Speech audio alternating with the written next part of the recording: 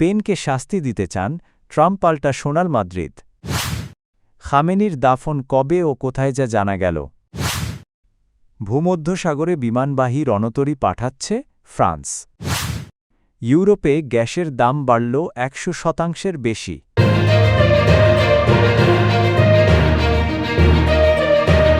ইরানের বিরুদ্ধে সামরিক অভিযানে স্পেনের ঘাঁটি ব্যবহার করতে চেয়েছিল যুক্তরাষ্ট্র, তবে মাদ্রিদ সরকার সে অনুমতি দেয়নি।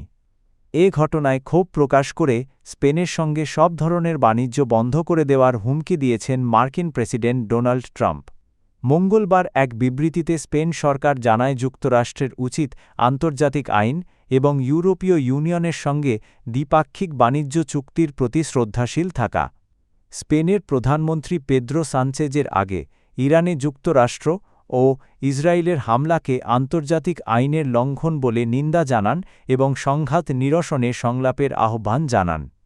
স্পেনের পররাষ্ট্রমন্ত্রী হোসে মানুয়েল আলবারেসও বলেন ইরানে হামলার জন্য দেশটির সামরিক ঘাঁটি ব্যবহার করতে দেওয়া হবে না, যদিও এসব ঘাঁটি যুক্তরাষ্ট্র ও স্পেন যৌথভাবে পরিচালনা করেতবুও সেগুলো স্পেনের সার্বভৌমত্বের অধীনে।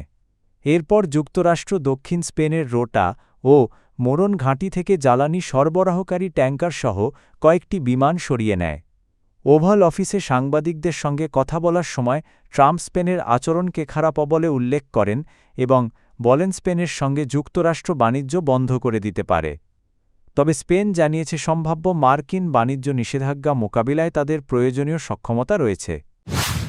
ইরানে যুক্তরাষ্ট্র ও ইসরায়েলের হামলায় নিহত সর্বোচ্চ নেতা আয়াতুল্লাহ আলী খামেনিকে তার জন্মস্থান মাশহাদে দাফন করা হবে।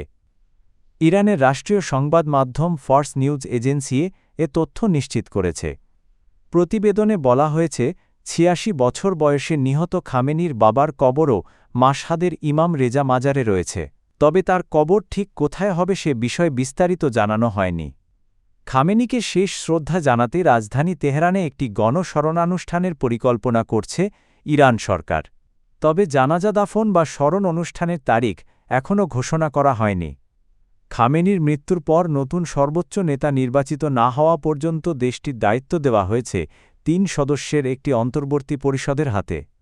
নিরাপত্তাজনিত কারণে বিশেষজ্ঞ পরিষদ বা অ্যাসেম্বলি অব এক্সপার্টসের চূড়ান্ত বৈঠক খামেনির দাফনের পর পর্যন্ত স্থগিত থাকতে পারে বলে জানিয়েছে ফার্স নিউজ। মধ্যপ্রাচ্যে চলমান সংঘাতের প্রেক্ষাপটে ভূমধ্যসাগরে বিমানবাহী রণতরী চার্লস দ্য গল পাঠানোর নির্দেশ দিয়েছেন ফ্রান্সের প্রেসিডেন্ট ইমানুয়েল ম্যাক্রোঁ। রয়টার্সের প্রতিবেদনে বলা হয় জাতির উদ্দেশ্যে দেওয়া এক ভাষণে তিনি এই ঘোষণা দেন। ভাষণটি মঙ্গলবার ৩রা মার্চ ফ্রান্সের রাষ্ট্রীয় টেলিভিশনে সম্প্রচার করা হয়। ম্যাক্রোঁ বলেন মধ্যপ্রাচ্যে ক্রমবর্ধমান সংকটের কারণে সমুদ্রপথে জাহাজ চলাচল ঝুঁকির মুখে পড়েছে। এই পরিস্থিতিতে আন্তর্জাতিক নৌপথ নিরাপদ রাখতে একটি জোট গঠনের চেষ্টা করছে ফ্রান্স। তিনি আরও বলেন হরমুজ প্রণালী বন্ধ হয়ে যাওয়ার আশঙ্কা এবং চলমান সংঘাতের কারণে সুয়েজ খাল ও লোহিত সাগর অঞ্চলে জাহাজ চলাচল হুমকির মুখে পড়েছে। এ কারণে সমুদ্রপথের নিরাপত্তা নিশ্চিত করতে দ্রুত পদক্ষেপ নেওয়া প্রয়োজন বলেও উল্লেখ করেন ফরাসি প্রেসিডেন্ট। ইরানে যুক্তরাষ্ট্র ও ইসরায়েলের হামলার পর হরমুজ প্রণালী বন্ধ হয়ে যাওয়ায় ইউরোপের বাজারে প্রাকৃতিক গ্যাসের দাম 100% বেশি বেড়েছে। আগে যেখানে গ্যাসের দাম প্রতি মেগাওয়াট ঘণ্টায় ছিল ৩১.৯৫ ইউরো, বর্তমানে তা বেড়ে দাঁড়িয়েছে ৬৫.৫০ ইউরোতে। হরমুজ প্রণালী দিয়ে বিশ্বের মোট এলএনজি রপ্তানির প্রায় ২০% পরিবাহিত হওয়ার বড় অংশ আসে কাতার থেকে। এই গুরুত্বপূর্ণ নৌপথে জাহাজ চলাচল ব্যাহত হওয়ায় জ্বালানি সরবরাহে ঘাটতির আশঙ্কা তৈরি হয়েছে। ইরানি ড্রোন হামলার পর নিরাপত্তা উদ্বেগে কাতার এনার্জি রাশ লাফান ইন্ডাস্ট্রিয়াল সিটিও মেসাইদ শিল্পাঞ্চলে এলএনজি উৎপাদন সাময়িকভাবে বন্ধ করে দিয়েছে। বিশ্লেষকদের মতে ২০২২ সালে ইউক্রেন যুদ্ধের পর বিশ্ব গ্যাস বাজারে এটিই সবচেয়ে বড় ধাক্কা। এদিকে ইউরোপীয় ইউনিয়নের দেশগুলোতে বর্তমানে গ্যাসের মজুদ প্রায় ৩০% নেমে এসেছে, যা গত বছরের তুলনায় কম।